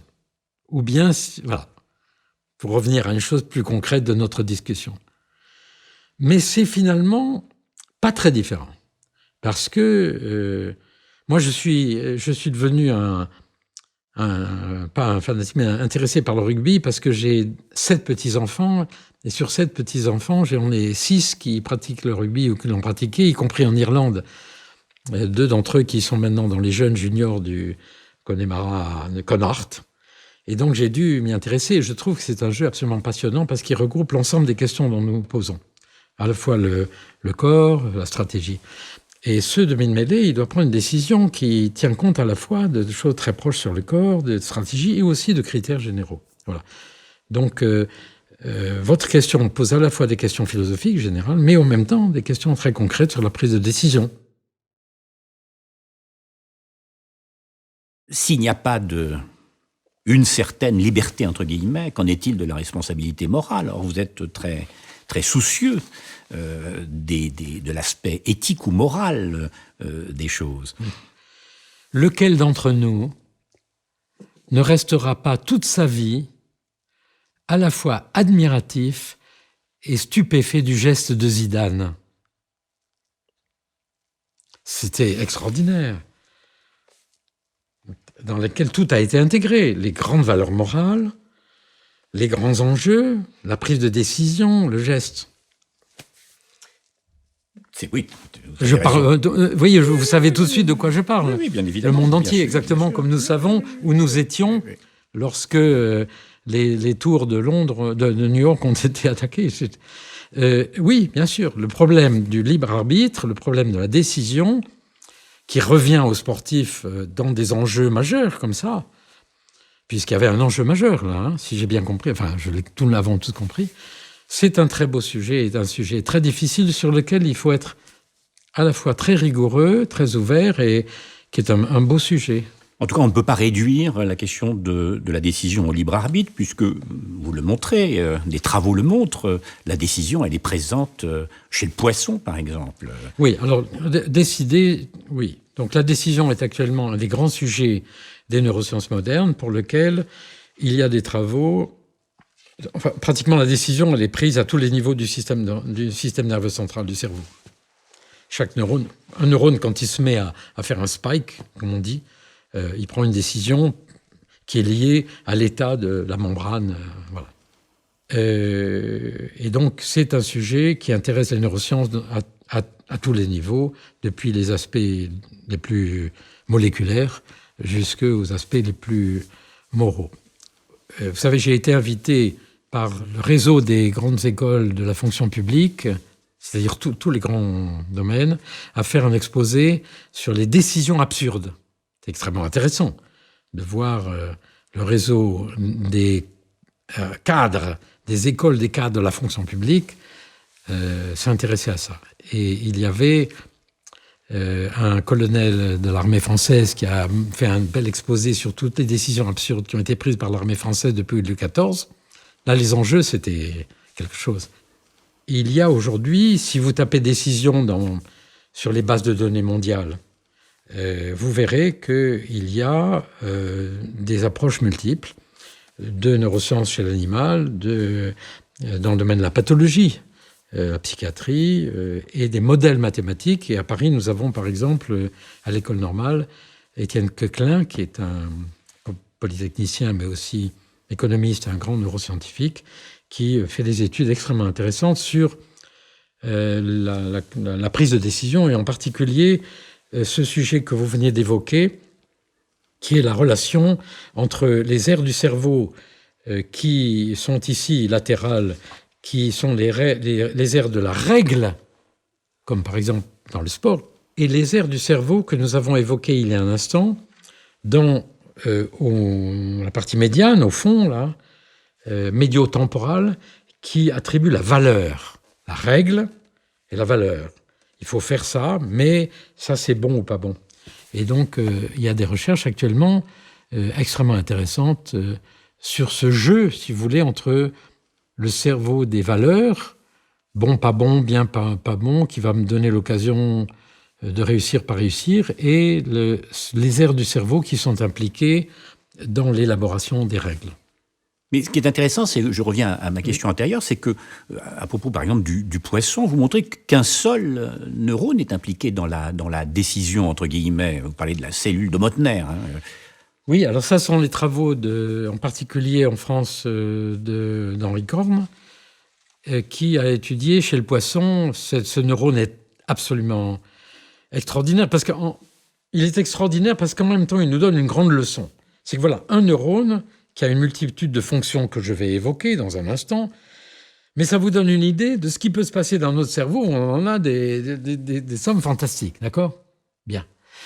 Donc ce neurone, la cellule de Mottler, c'est un neurone géant qui reçoit des informations sensorielles partout, y compris des informations vestibulaires d'ailleurs, et qui va provoquer chez le poisson deux possibilités, soit fuir, soit capturer. Et il est responsable en particulier de la fuite.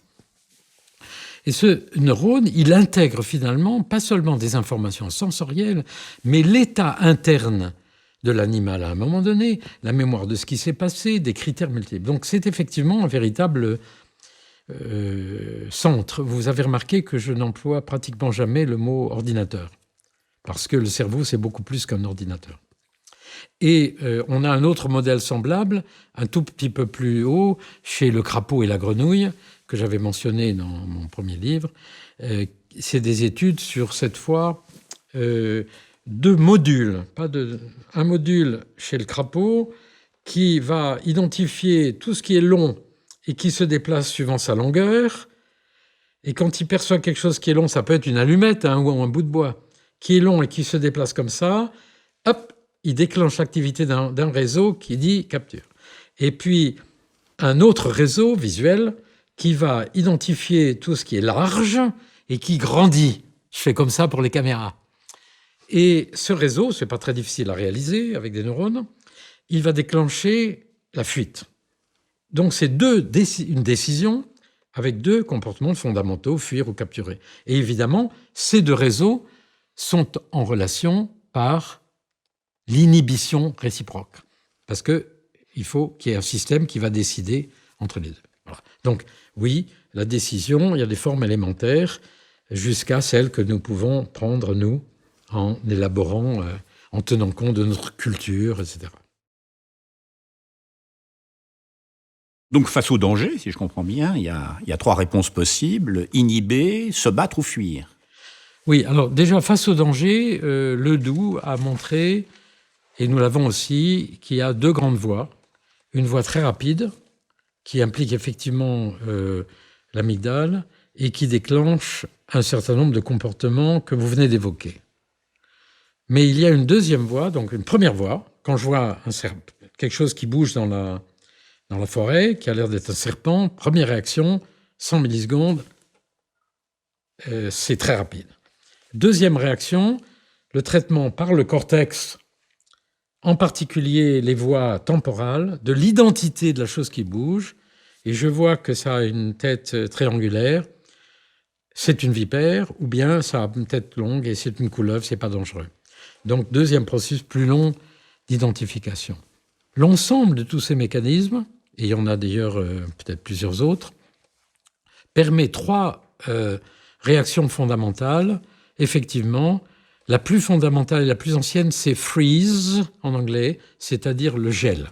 Quand on voit quelque chose qui a peur, et la première réaction, c'est de s'arrêter.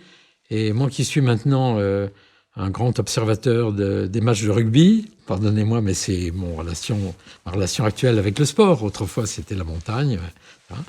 Je constate de temps en temps cette première réaction qui est très automatique et qui permet d'envisager. Et puis, il y a la fuite et il y a le fight. Alors, on pense actuellement que la fuite ou la bagarre est liée beaucoup à la distance à laquelle on est du danger. Quand on est très proche, évidemment, il ne reste pas grand-chose d'autre que la fight, la bagarre, et quand on est assez loin, éventuellement, la fuite. Donc il y a effectivement un répertoire inné de comportements sur lesquels on connaît un peu mieux les mécanismes aujourd'hui. Et lorsque vous analysez le cerveau, le fonctionnement du cerveau, non seulement vous insistez sur la prédiction, sur l'anticipation, mais aussi sur la mémoire. On est presque au plus près de Bergson, on retrouve Bergson. C'est-à-dire comme si notre activité, ou disons le vivant en général, était traversé par le temps. Comment penser le rapport du vivant et du temps, en se référant à à la fois à la prédiction et à la mémoire? Je vais me permettre de vous faire la même réponse que celle que j'ai faite tout à l'heure concernant ces deux grandes notions, la mémoire et le temps. Je pense que, comme pour l'identité, comme pour l'attention, comme je pense aussi pour la conscience, chacun de ces termes au singulier recèle en réalité des mécanismes, des fonctions très différentes. Et qu'aujourd'hui, on ne doit plus parler de la mémoire, de l'attention, de l'identité, de la conscience, comme étant au singulier, ou de l'empathie au singulier. Pourquoi ? D'abord, nous savons que tous les éléments du vivant, comme d'ailleurs sans doute toutes les parties du monde physique, ont une forme particulière de mémoire. Un cristal est une forme particulière de mémoire. C'est la mémoire de la forme. D'ailleurs, mes amis physiciens me disent que l'inhibition-excitation, la dualité entre les deux, la physique l'a dit il y a longtemps. Nous savons qu'il y a la mémoire dite procédurale, la mémoire de comment on fait quelque chose. Ça nous permet, par exemple, d'apprendre à aller à vélo ou d'apprendre un geste sportif, de ne pas le faire pendant 20 ans et de le retrouver immédiatement. C'est quelque part stocké sous forme procédurale. Nous savons qu'il y a une mémoire épisodique, la mémoire des événements. Le fait que nous allons nous souvenir du fait que nous sommes ensemble, là, en ce moment, avec les caméras qui nous écoutent, l'épisode.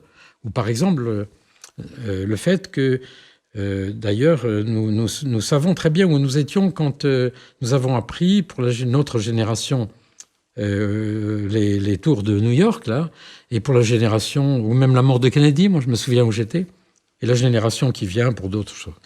Nous savons qu'il y a une mémoire sémantique, c'est-à-dire le sens, et que c'est des réseaux différents dans le cerveau qui traitent ces différentes mémoires.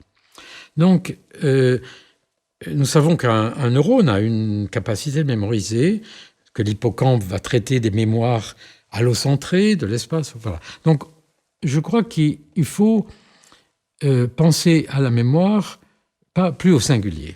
Les rapports avec le temps. D'abord, c'est pareil pour le temps. Nous savons qu'il n'y a pas un temps. Le problème du temps, c'est un problème complexe. Il y a le temps subjectif, le temps des physiciens, le temps du vécu, le temps de notre entretien, etc. Donc, abandonnons l'emploi du temps. Et on parlera peut-être de l'espace après. Qu'on va abandonner aussi. Comment ? Qu'on va abandonner aussi au singulier. Oui, bien sûr, nous allons en reparler. Une des découvertes importantes des neurosciences depuis quelques années est effectivement la question des relations entre la mémoire du passé, c'est ça votre question, et l'anticipation du futur. Daniel Schacter, S-H-A-C-T-E-R, à Harvard, et une équipe à Londres en particulier, ont fait des travaux remarquables depuis une dizaine d'années et qui continuent maintenant sur les relations entre la construction des scénarios du futur et des mémoires du passé. C'est-à-dire ce qui se passe tout le temps entre nous. C'est-à-dire on passe son temps à aller chercher dans la mémoire du passé ce qui nous permet d'aller anticiper. Et quand on est un sportif, on fait ça. Hein. Et ce qui sort actuellement des données de neurosciences, en particulier d'IRM, c'est l'idée qu'il y aurait, pour les mémoires du futur, les scénarios du futur, des modules dans notre cerveau, des réseaux, qui seraient en registre avec les réseaux qui sont impliqués dans la mémoire du passé. Autrement dit, si j'essaie d'imaginer comment je fabrique quelque chose, les procédures, pour prendre mon vélo et partir en vélo et gagner le Tour de France ou la course. J'ai une certaine mémoire de la séquence des gestes que je dois faire pour ça. Si je veux maintenant essayer d'imaginer comment je vais le faire ou comment je vais faire ça différemment, eh bien, il y aurait une organisation dans notre cerveau de réseaux spécifiques qui vont imaginer comment je vais faire, comment je vais imaginer dans quel contexte ça va se situer, l'épisode, ou quel sens je vais donner à mon geste. Parce que je vais éventuellement faire le même geste, mais pas avec le même sens. Même j'imagine, je sors de ma compétence, mais j'imagine dans un jeu collectif, je vais éventuellement faire une passe que j'ai apprise, mais je vais la faire avec un sens différent. Voilà. Donc, ce qui est intéressant dans cette découverte, c'est que cela permettrait au cerveau de mettre en correspondance la préparation des scénarios dans le futur avec ce qui s'est passé de façon très efficace. Le problème global reste d'unifier tout ça, qui est le grand sujet. Et cette mise en relation très rapide des mémoires du passé avec le futur pose plusieurs problèmes qui sont étudiés actuellement. C'est par exemple le fait qu'il faut aller chercher dans le passé la mémoire pertinente. Et je me souviens qu'un jour, des sportifs étaient venus me voir il y a presque 20 ans sur les figures des sportifs qui font, on en avait parlé je crois il y a une dizaine d'années quand on s'était vu, sur la question de la perte de figure. C'est-à-dire d'aller chercher dans la mémoire, même très apprise, la mémoire qui est pertinente. Et il y a des pathologies aujourd'hui qui d'ailleurs impliquent le cortex orbitofrontal chez des patients qui n'ont pas la capacité d'aller chercher dans ce qu'ils ont appris les mémoires, d'aller sélectionner finalement les mémoires, y compris motrices, qui sont pertinentes pour anticiper ce que je vais faire après. Donc il y a toute une littérature de neurosciences aujourd'hui extrêmement intéressante, placée donc dans le temps, et pas seulement voyez, dans le passé ou dans le futur. Et ce qui est tout à fait extraordinaire, je trouve, parce qu'il faut être un peu tourné aussi vers l'avenir et vers des sujets de dialogue possibles avec le monde du sport, c'est que ça remet en cause complètement l'identité. C'est-à-dire l'identité, ce que je suis maintenant, comme scientifique ou comme votre interlocuteur ou comme sportif de haut niveau ou professeur dans un lycée, cette identité que j'ai, qui déjà a plusieurs composantes, c'est en fait un extraordinaire processus dynamique entre mon passé et le futur. Et donc, il y a toute une série de recherches actuellement extrêmement intéressantes sur cela. Et peut-être, si je peux me permettre, parce qu'un scientifique, de temps en temps, se permet des hypothèses, ça serait intéressant de discuter avec des sportifs de haut niveau sur cette perception qu'ils ont d'eux-mêmes, de soi. Et ce qui leur arrive lorsque tout d'un coup, les prévisions de ce qu'ils voulaient faire ne correspondent pas à l'expectation, parce qu'il y a une remise en cause du soi, y compris dans son double. Donc cette question de la mise dans le temps met en cause aussi ce qu'on est. Voilà. Donc, et ça, c'est un mystère sur lequel nous, on travaille avec les patients, avec les psychiatres, mais peut-être ça serait intéressant d'en parler dans le monde du sport. Oui, et puis vous qui vous intéressez au dialogue philosophique avec un phénoménologue, la phénoménologie a beaucoup interrogé ça. Je pense à Ricoeur, par exemple. Ben oui, mais merci. Mais vous savez que j'ai cité récemment dans la vicariance, d'ailleurs, et dans la simplexité, les 3 grands chapitres de son livre « Soi-même comme un autre », d'autant plus que je m'intéresse, les neurosciences modernes on en parlera peut-être des neurosciences de la relation avec autrui, qui était la mêmeté, c'est-à-dire le fait que je suis comme vous, l'imitation, l'ipséité, dans laquelle il fait intervenir justement le soi, l'identité du soi par rapport à l'intersubjectivité. Vous allez me dire si j'ai bien lu Ricoeur. Et la 3e identité, qui est l'identité narrative, c'est-à-dire soit dans l'histoire de ce qu'on est. Et du récit. Et du récit dans le passé et dans ce qu'il comporte aussi d'anticipation du passé. Nous allons envisager maintenant la question de l'empathie. J'ose à peine l'utiliser au singulier. Je vous remercie. Néanmoins, puisque vous avez écrit un livre où l'empathie est au singulier, je crois, la capacité... Personne n'est parfait.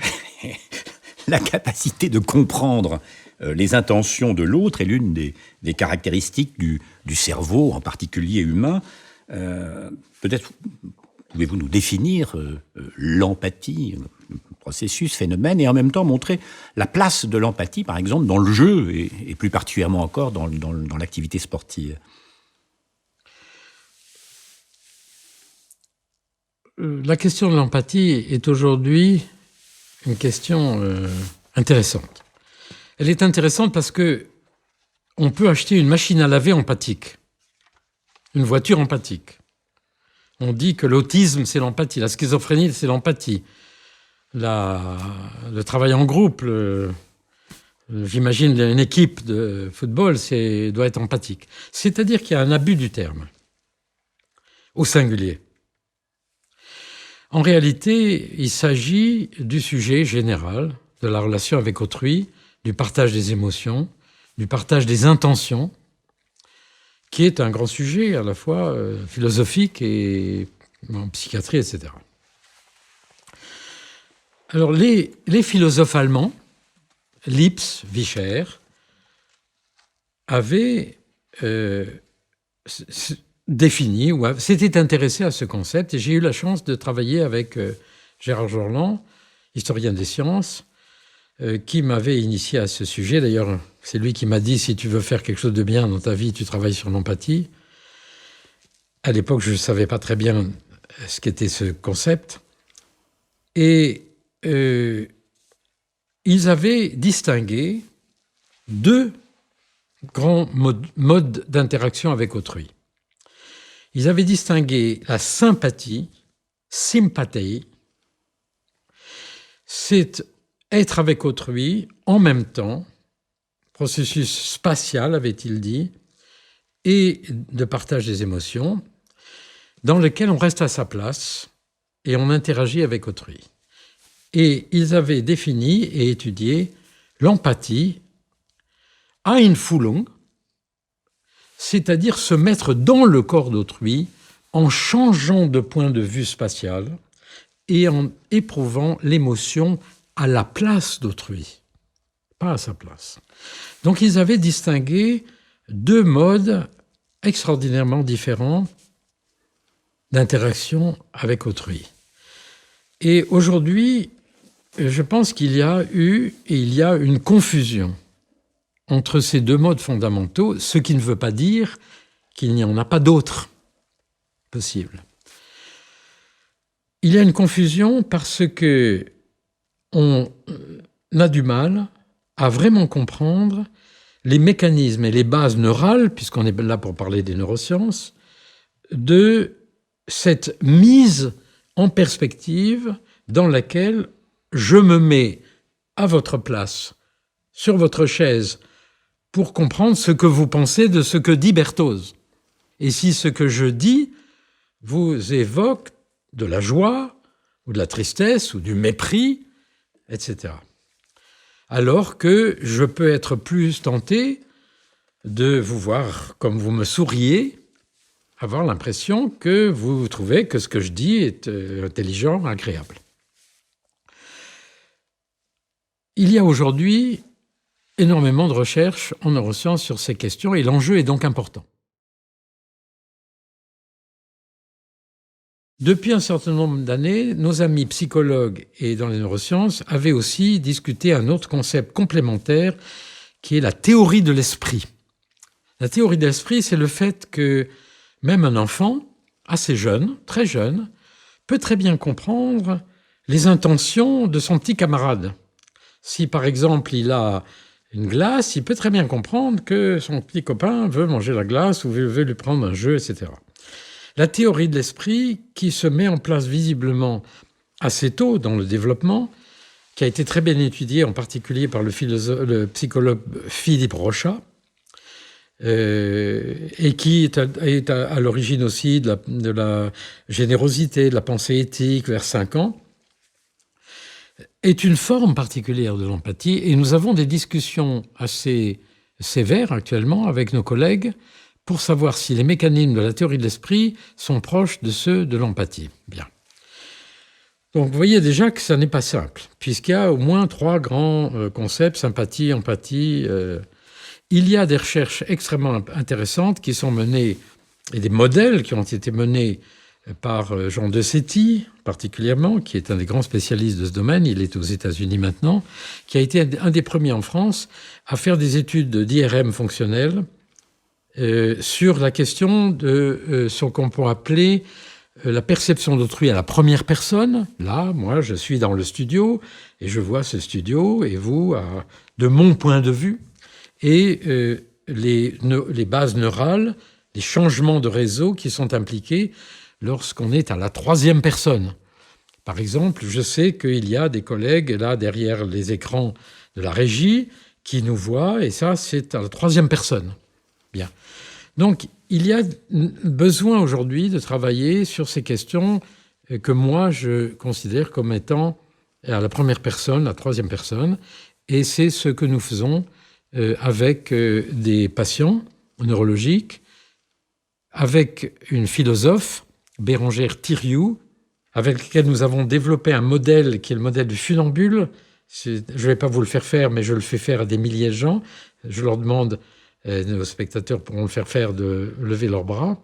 Et en face d'une audience, très vite, vous leur dites « faites comme moi le plus rapidement possible ». Vous faites comme ça, et vous verrez que la plupart des gens font en fait comme ça. C'est-à-dire qu'ils restent à leur place, ils utilisent leur système miroir, ils sont en contagion émotionnelle, ils sourient quand on sourit, ils restent à leur place, mais ils ne se mettent pas à votre place.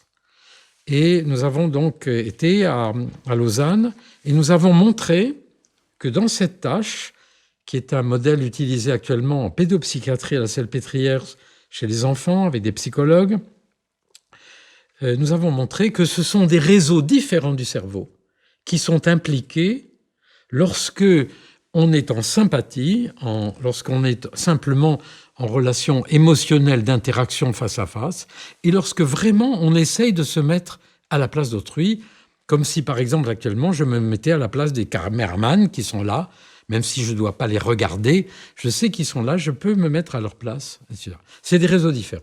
Et ce qui est intéressant, c'est que ces réseaux différents sont pour partie aussi ceux qui sont identifiés par les neurologues comme étant impliqués dans ceux dont nous parlions tout à l'heure, c'est-à-dire les phénomènes de sortie du corps, d'autoscopie, les gens qui se voient en double, mais sans qu'il y ait de changement de perspective, ou déautoscopie, c'est-à-dire avec des changements de perspective. Donc il y a là un champ aujourd'hui aux frontières neurosciences, psychiatrie, et important dans les neurosciences sociales, avec des travaux multiples et des débats assez sévères avec des collègues sur cette différence, puisqu'il y a actuellement des collègues qui estiment que l'empathie, le concept est entièrement couvert par ce qu'ils appellent l'empathie émotionnelle, et qu'il y aurait un autre processus qui serait de changement de perspective, cognitif, purement rationnel. Et j'y vois là, moi, personnellement, une résurgence d'une distinction entre émotion et raison, alors que je pense qu'il faut, au contraire, chercher la multiplicité des mécanismes. Voilà. Donc un sujet important sur lequel il faut éviter aujourd'hui de caricaturer. Et lorsqu'on parle d'empathie, on retrouve le dédoublement et, par exemple... On retrouve les mécanismes de dédoublement. Je dois, pour être empathique avec vous, prendre mon double, le mettre, faire une sortie du corps, le mettre dans votre corps et me regarder avec un Berthoz dans votre corps. Et j'ai actuellement développé des paradigmes de double miroir qui sont utilisés chez des psychiatres à Brest, à Pise, à Rennes, à Poitiers, pour essayer d'étudier ces problèmes d'empathie, puisque dans ces pathologies, il y a des déficits. Et c'est au cœur aussi de l'activité sportive. Alors, au fond, le rugbyman qui est dans la mêlée, il doit avoir en même temps une sorte de vision décentrée. Alors c'est au cœur. Donc vous voyez, ce chantier est au cœur de l'activité sportive, à la fois dans la pratique du sport, des sports collectifs ou des sports à deux ou même des sports de combat, dans lesquels en permanence il faut être en train non pas simplement d'être impressionné par ce que fait l'autre, mais par ce qu'il a l'intention de faire et son intention. mais aussi dans l'apprentissage, dans la relation entre, permettez-moi de le dire, entre l'entraîneur et l'entraîné. Et c'est aussi pour ça que cette question intéresse en Italie, en particulier les universités italiennes, sur la pédagogie, la didactique, et les rhétoriciens aussi, sur les problèmes liés à l'utilisation de la rhétorique. Mais effectivement, c'est important, à la fois dans la pratique du sport et aussi dans l'apprentissage.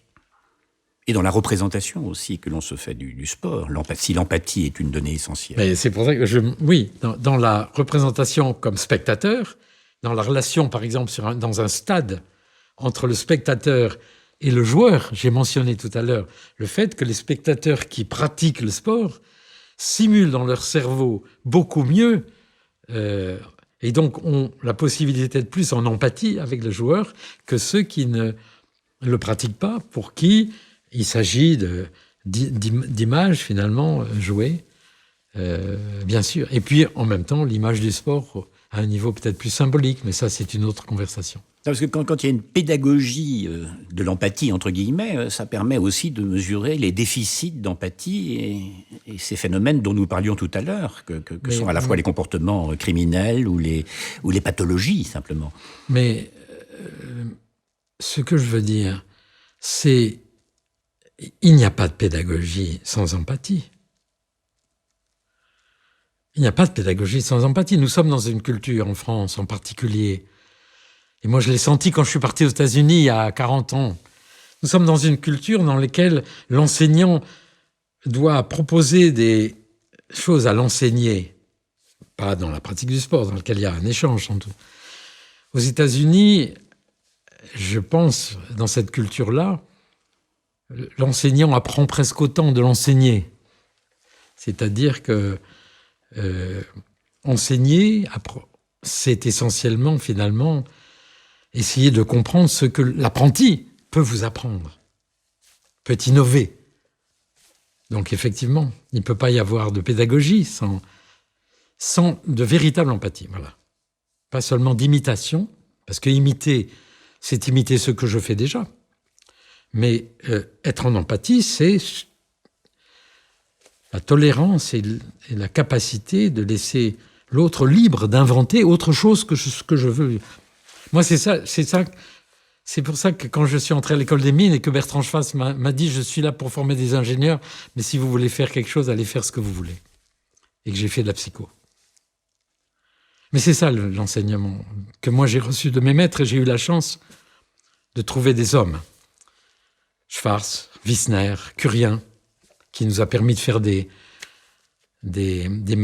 expériences dans l'espace, alors qu'on n'avait aucune compétence. Dans le cadre de cette réflexion sur l'empathie, cette capacité à comprendre les intentions de l'autre,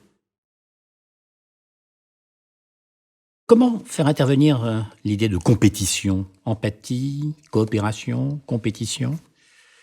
Mais déjà, ce qui se passe dans notre cerveau, au cours de l'empathie, surtout dans un contexte social, c'est une coopération et compétition entre différents systèmes, c'est-à-dire des systèmes qui concernent mon émotion, la vôtre, surtout qu'une des propriétés fondamentales de l'empathie, c'est d'être capable d'inhiber l'émotion qu'autrui vous montre, puisqu'il s'agit d'aller imaginer, en quelque sorte, ressentir l'émotion d'autrui. Donc, en fait, les processus empathiques sont des processus qui, par eux-mêmes, dans notre cerveau, mettent en coopération ou en compétition différents points de vue, différents aspects. Donc, c'est ça la richesse, à mon avis, extraordinaire de ce concept d'empathie, si on veut bien lui accorder cette richesse-là. Et cela reflète peut-être un des aspects des questions de coopération-compétition. Alors, est-ce qu'en fait, l'homme ou la femme est un animal qui, par essence, est généreux, bienveillant, souhaite le bien d'autrui, ou bien est-ce que c'est un descendant des dinosaures qui cherche à avoir sur autrui le pouvoir y compris d'ailleurs de le comprendre, de le capturer, parce que l'empathie, c'est d'une certaine façon la capacité de capturer, de se mettre dans autrui. C'est un très grand débat qui dépasse peut-être notre conversation d'aujourd'hui. Oui, mais enfin, ça s'applique à la question sportive, parce que le sportif, à la fois, il peut témoigner d'un altruisme, peut-être un altruisme inscrit dans la lignée, retenu par l'évolution, mais également peut-être une domination. Là, on retrouve l'opposition non pas entre la coopération et la compétition, mais entre l'altruisme et la domination. Oui, vous avez raison. Effectivement, le sport est un magnifique modèle de ces facultés, tentation, tendance, instinct, contradictoires et complémentaires qui sont ceux de la compétition et de la coopération. C'est pour ça d'ailleurs que le sport est un très bel apprentissage, une très belle école de la nature. En quelque sorte, on pourrait dire que le sport est une espèce de modèle finalement de ce qui se passe dans la nature sans en avoir en principe les conséquences néfastes ou sans en aboutir à ce à quoi l'amour peut aboutir. Mais c'est vrai que le sport, les sports, en particulier les sports collectifs, mais aussi certains des sports individuels, sont une magnifique, non pas représentation, mais un scénario en quelque sorte, comme est le théâtre pour la vie, de ce qui sont les rapports de compétition, de domination, dont nous avons hérité dans l'histoire de l'évolution. Tout cela suppose une ritualisation efficace. Il y a des ratés de la ritualisation, on le sait bien.